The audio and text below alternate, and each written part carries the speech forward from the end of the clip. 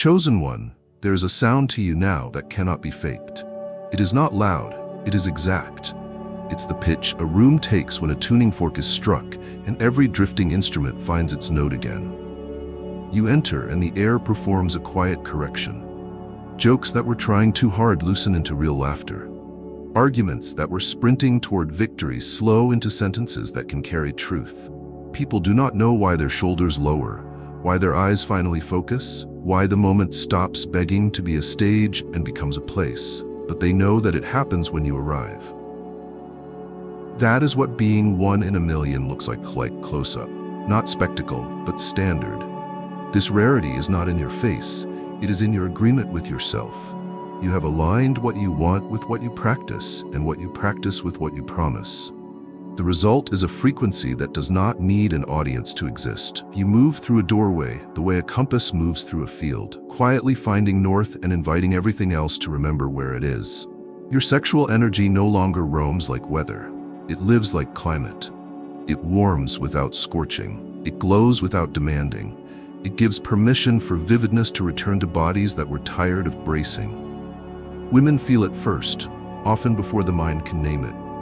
Admiration without a tax, attention without a trap, heat that knows its house. Men feel it next, the end of the urge to posture, the beginning of the urge to carry, the relief of usefulness returning to fashion. Rarity is not a costume you put on, it is the absence of disguises.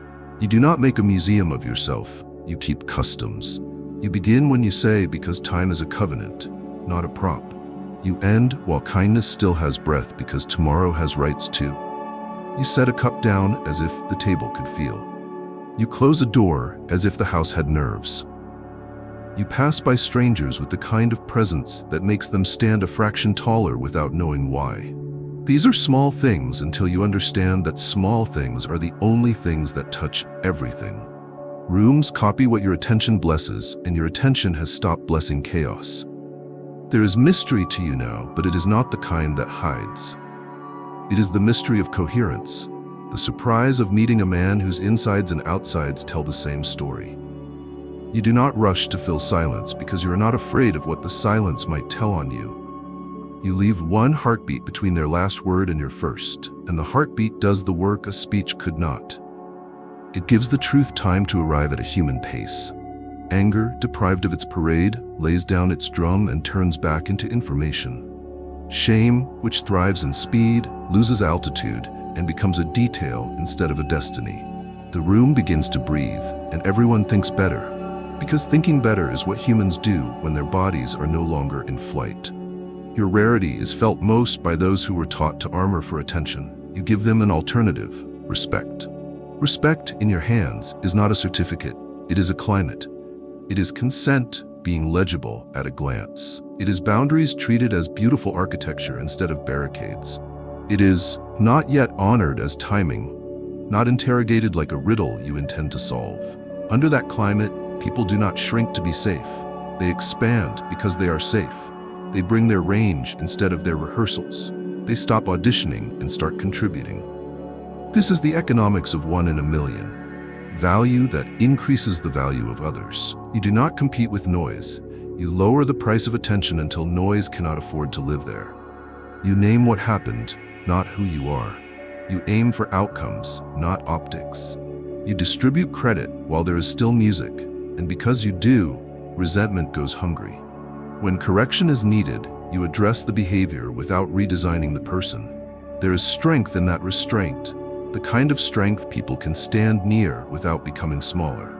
Your authority does not arrive on drums, it arrives on time. You have accepted that desire without discipline is just weather.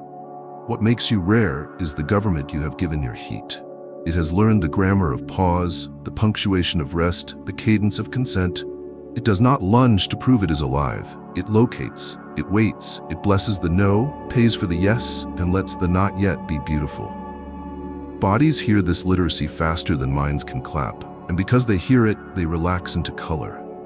You are not collecting moments, you are cultivating mornings. People leave your orbit able to sleep, and that is the quiet gold of adulthood. At the grocery line, you slow the hour by half a beat, and impatience loses its grip on other people's throats. In the meeting, you say the sentence that is exactly the size of the problem, and panic cannot afford to perform there anymore. On a late sidewalk, you make the night feel like a room with lights on in the good part of town. None of this looks dramatic.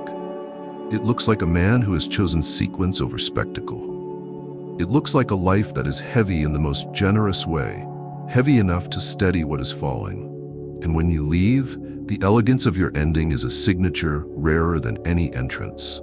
You refuse the counterfeit wealth of one more story, one more laugh, one more victory lap the morning will have to pay for. You bless what happened with one honest sentence. You close the door softly. You go. People wake with fewer refunds to issue to their conscience. Their kindness survives into noon. They will not attribute this to you. They will live it because of you. The rare frequency is not the sound they heard when you arrived. It is the way their own voice sounded, truer, after you were gone. Keep close the small liturgies that keep you rare. Water before opinion so patience has weight. A breath before reply so truth keeps a human voice. Movement before mood so feeling stays in motion and never becomes a tyrant. Rest before rescue so help is not vanity. Prayer before performance so appetite remembers it is a guest, not a king. These are chores, not slogans. That is why they work when the weather gets loud. Being one in a million is not about leaving the ground. It is about being the ground people remember they can stand on. Chosen one, electricity is nothing without a ground. Your spark is bright this month, not because it leaps the highest, but because it is earthed. The charge in you has learned to travel through purpose instead of panic. It is the light in a lantern, not the flare that startles and burns out. People feel it before they see it. They describe you afterward with words that do not quite match. Calm, yes, but alive. Warm, yes, but exact. Quiet, yes, but unmistakable. What they are trying to name is a kind of conductivity. Life moving through you in a way that makes life easier to move through for everyone else. You have retired from audition. The spark you carry is not bait for attention. It is fuel for meaning. You let silence do work that noise cannot. In that silence, your face does not ask to be adored, it offers steadiness. Your gaze does not requisition, it returns. A person under those eyes remembers that being seen is not the same as being used. They bring out the second sentence, the one that is less performative and more true. The conversation changes altitude without having to change volume. It becomes inhabitable. This is how sparks become lamps. By deciding to serve the room, they brighten. Your sexual energy is the conductor for this lamp, and its maturity is the reason the light is trusted. The current is there, felt, human, unashamed, but it is routed through consent, paced by timing, governed by dignity. You do not convert admiration into a tax. You do not press the moment to buy intimacy on credit. You read boundary and breath before language is forced to carry what the body already said. When language comes, you honor it, even if appetite wishes it had said something else. This is not self-denial, it is self-government. It turns heat from a hazard into a hearth. Women feel safe enough to be vivid, not vigilant. Men feel invited to be useful, not loud. You did not lower the flame, you raised the room. The quiet spark shows itself in details loud men cannot hear. The way your shoulders carry a doorway.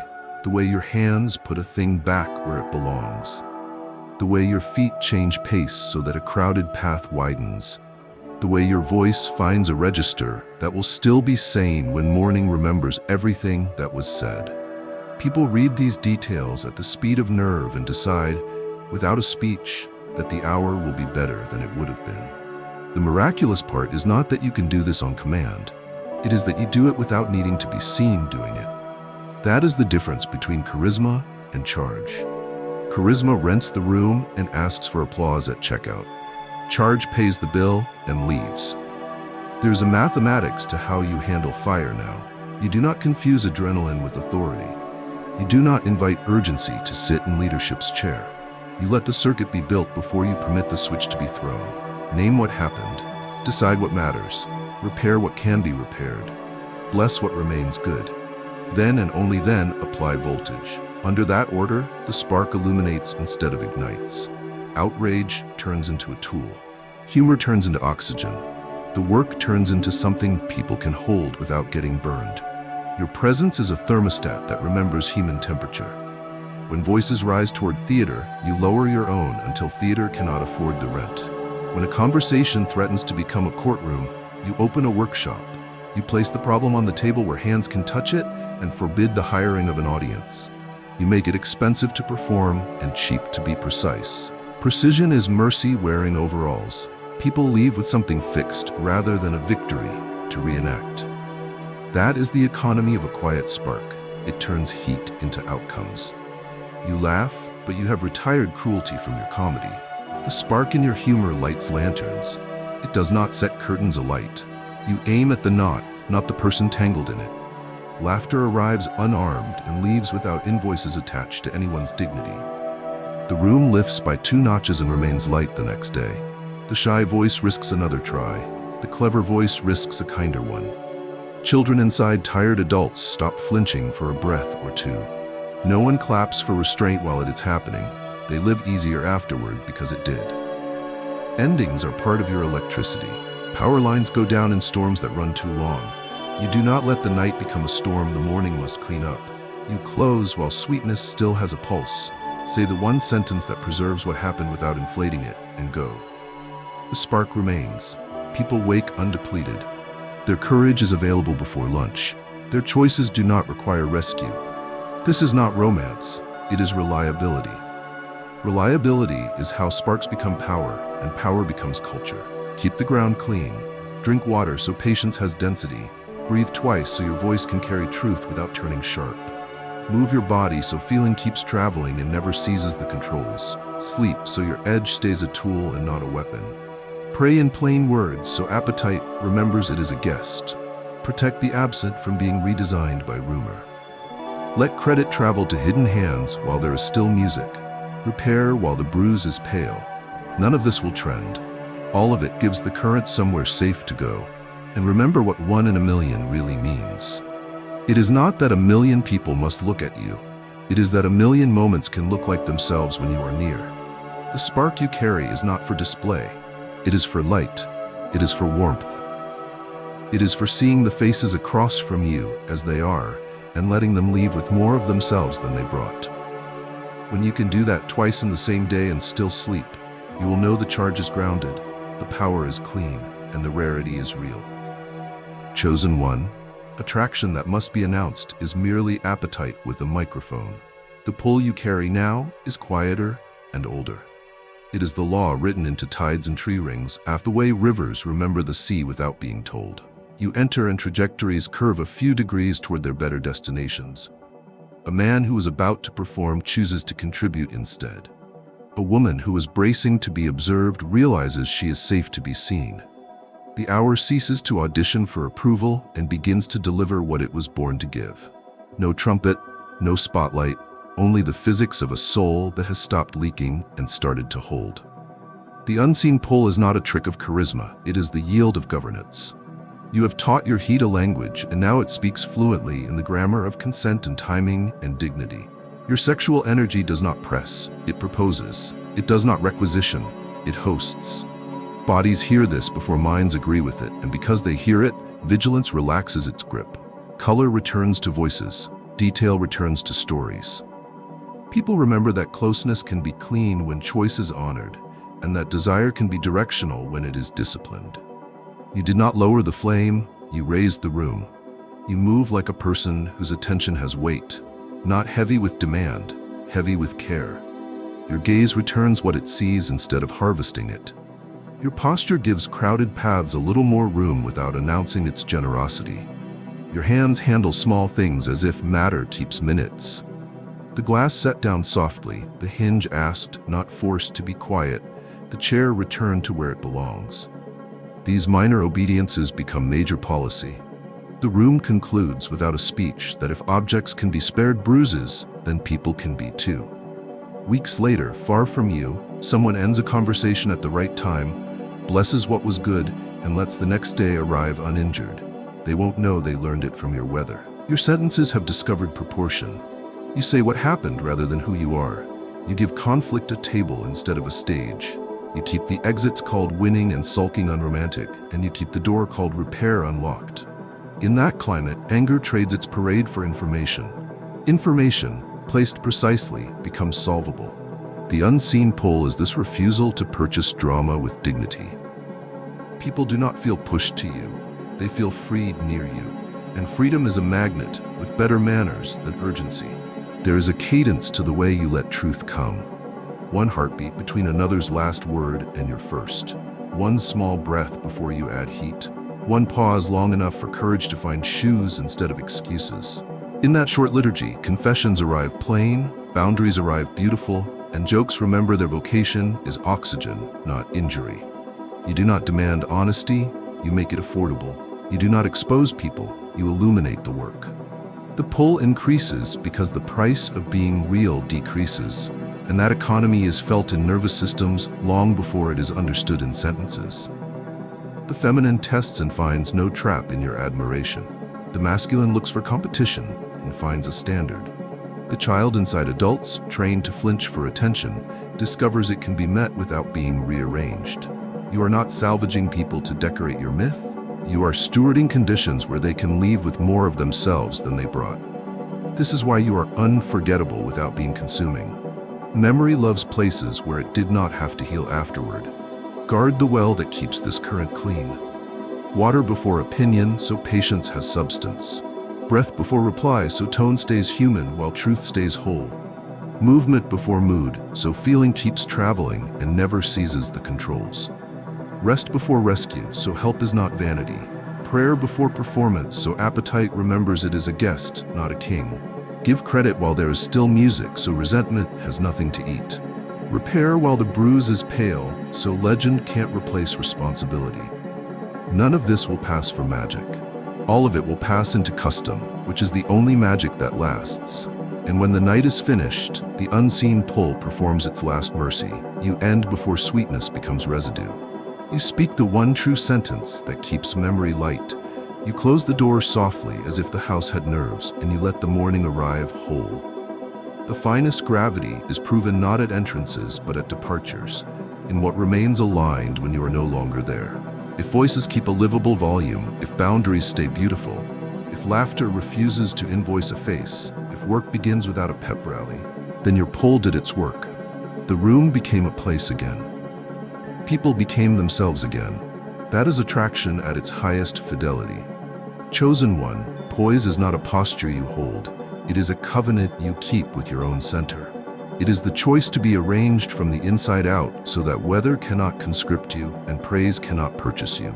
This month, your poise has become a crown that needs no throne. You do not take up space to be large.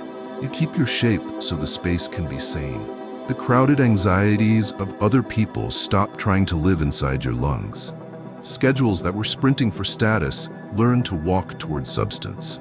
You are not the loudest presence in the room. You are the one that makes volume unnecessary. Masculine poise begins where excuses end. In kept promises no one clapped for.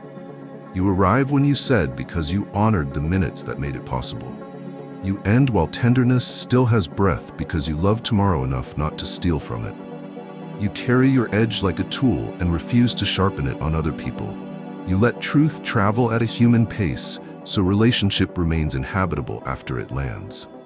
Under this governance, urgency retires from pretending to be importance, and clarity remembers that it can be kind. Your sexual energy, governed by this poise, ceases to be a campaign and becomes a climate.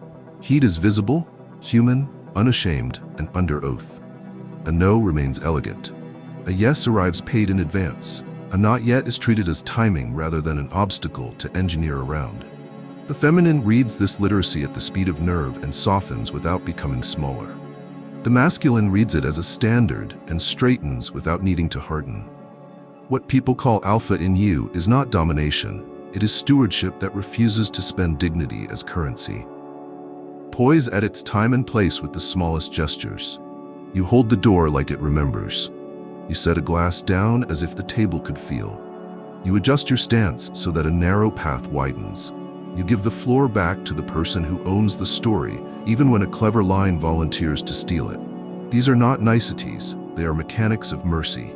Matter learns from your hands, and people learn from matter. If objects can be handled without injury, so can disagreements. If doors can close gently, so can narratives. If chairs can return to their place, so can tempers and teams. Command, under poise, becomes quiet.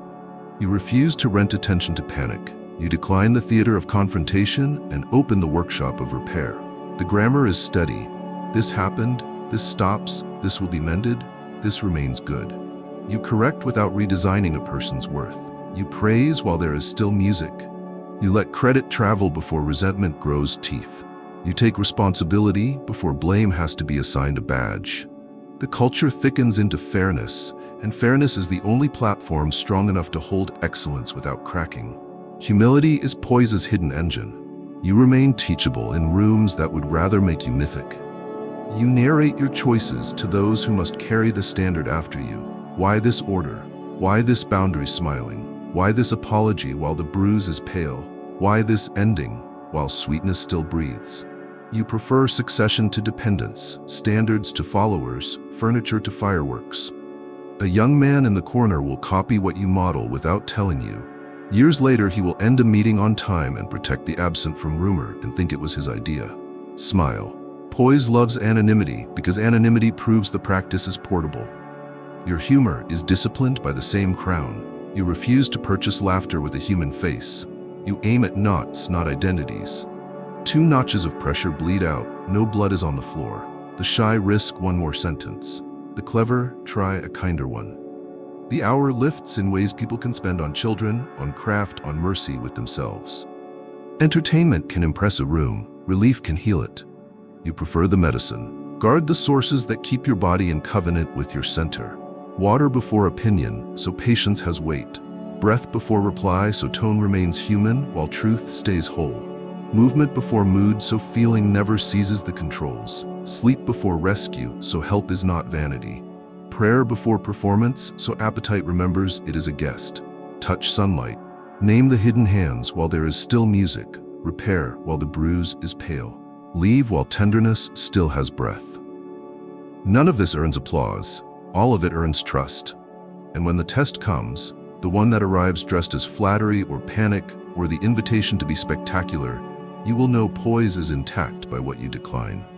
You will let urgency sit in the waiting room until facts arrive. You will let praise pass through you without setting up a house. You will let temptation find no handles because you have no need to turn a person into a problem or a prize. You will bless the boundary and the person standing behind it. You will choose sequence over spectacle again and again and again until the choice becomes the climate, and the climate becomes the custom. The crown of poise is measured at the door, not the dice. After you leave, do voices keep a livable volume? Do no's remain beautiful? Do yeses arrive paid? Do jokes refuse to invoice a face? Does credit still travel to hidden hands without a sheriff? Do doors close softly as if the building learned your manners? If the answer is mostly yes, then your presence has done what kings try to do with ceremonies and fail. It has made goodness repeatable without you. Walk on, chosen one, with a center that keeps its promises and a flame that keeps its house. Let your body remain a shelter and your word remain a tool. Let your strength stay a place people can stand without paying a tax. That is masculine poise, and it is rarer than thunder. Chosen one, power that hoards is merely hunger with better clothes. The power you carry now is circulation. You have stopped leaking and started giving. Not by pouring yourself out in dramatic floods, but by becoming a steady river that knows its banks. When you enter, what is frantic remembers rhythm. What is dull remembers pulse. People misname it confidence, charisma, mystery. What it truly is stewardship, the willingness to host your own fire so thoroughly that others can warm their hands without getting burned. Your sexual energy used to arrive as weather, impressive and unpredictable. Now it lives as climate, generous on purpose, exact without cruelty, alive without appetite, pretending to be love. You gift this energy first through the way you handle attention. You do not spend it like confetti to look festive. You place it like light in a workshop where work becomes easier because the shadows are honest. Your gaze no longer requisitions, it returns. It tells the body across from you, nothing in you has to fight for oxygen here. Under such a look, self-consciousness loosens its grip, and the second sentence, the truer, softer, more expensive sentence, finds a path to daylight. This is how rooms begin to heal without speeches. People don't feel studied, they feel accompanied. They don't feel collected, they feel considered. You are one in a million, not because a million eyes find you, but because a million moments find themselves in your presence. You have learned the law of measured warmth. Heat that proves itself becomes pressure. Heat that knows itself becomes welcome. So you let desire remain visible and governed. You let timing be a friend rather than a puzzle to outsmart. You honor no as beautiful architecture, yes as prepaid promise, not yet as a season that cannot be bullied into bloom. The feminine reads this grammar at the speed of nerve and exhales her vigilance. Color returns to the room that armor had bleached. The masculine reads the same weather and retires the theater of status. Usefulness becomes fashionable again, and competence returns to the center like a dignified elder invited back to his seat. Energy becomes a gift when it learns sequence. You keep the order that makes repair possible and resentment unnecessary. Name what happened, decide what matters, assign what is yours, bless what remains good. Then move. The moving, done after the naming, turns force into authority and momentum into mercy. Drama, deprived of its subsidy, closes early. Work, finally funded, begins. In this order, you do not gather admirers, you multiply adults. The room stops looking for a hero and starts remembering its hands. You give through restraint as much as through action. You end the night while sweetness still has a pulse. You close the door softly as if the house had nerves. You choose the one honest sentence over a victory lap that invoices the morning. People wake with fewer refunds to issue to their conscience. Their kindness arrives earlier in the day. Their decisions no longer need emergency speeches to stand upright. There is no applause for this in public. There is gratitude for it in private, and gratitude is the only currency that grows interest in the soul. Your body carries the instructions your mouth doesn't have to repeat. You set a cup down as if the table could feel. You return a chair as if absence keeps minutes. You angle your stance so tight paths widen. You pass a plate as if ceramic holds memory. Matter learns your manners. People learn from matter. If objects are treated without injury, so are stories. If doors can close gently, so can narratives. If small things can be honored, the large things become possible. Weeks after you leave, someone will choose precision over spectacle and not know they learned it from your hands. You have a theology of humor now. You never purchase laughter with a face. You aim it at the knot, not the person tangled in it. 2 notches of pressure bleed out, but no one owes the room their dignity as payment. The shy risk a second sentence. The clever risk a kinder one. Laughter that preserves worth becomes a kind of oxygen. And in oxygen, people remember they were never broken, only breathless. This is what your energy gives when it is clean. Air to souls that were suffocating in performance. Guard the source with ordinary vows that do not sparkle and therefore survive. Give your patience weight with water before opinion. Keep your voice human by breathing twice before reply. Keep feelings from seizing the control room by moving your body until motion dissolves their tyranny. Keep your edge a tool and not a blade by sleeping in covenant with tomorrow. Keep appetite in the right chair with simple prayers that remind it is a guest, not a governor. Let credit travel while there is still music so justice eats and resentment starves. Repair while the bruise is pale so legend never replaces responsibility. None of this will trend. All of it will compound. The gift of your energy is proven most by what remains when you go. Do voices keep a livable volume? Do boundaries stay beautiful? Does a yes arrive paid and a no remain elegant? Do jokes refuse to invoice a face? Does the work begin without calling the crowd back for permission to be real? If the answer is yes, more often than not, your power has stopped being personality and started being culture. That is the dividend of a 1 in a million man who lives like a steward. The room doesn't need him to be better. The room learned how. Chosen one, attraction is not only a mirror saying you are seen. It is also a messenger asking, what will you do with being seen? This month, your magnetism is a classroom in discernment. Notice the approach of people as parables. Some come thirsty for your attention, some come hungry for your peace, some come curious about your story, some come to borrow your shine to backlight their own shadows. A few will be true companions whose presence steadies your breath. Many will be brief visitors. witnesses who are meant to learn that holiness can wear a human face. Your task is not to sort them with suspicion, but to weigh them with wisdom. Hold each encounter up to the light and ask the quiet questions only your spirit can hear. Does this draw me toward the God I love, or toward a version of myself I have already outgrown? Does this attention expand my peace or require me to shrink to keep it? Does this interest honor consent, truth, and timing, or demand a discount on all three? You are not a marketplace, you are a garden. Not every hand belongs on the roses. Not every passerby needs a tour. Some simply need to know that such a garden is possible, and then keep walking with hope. Attraction, handled as assignment, becomes a multiplier of good. The same current that electrifies your body can power your craft, your prayer, your leadership, your intercession for those drawn to you. When a conversation clearly wants your body while despising your values, let your no be clean and your blessing be distant.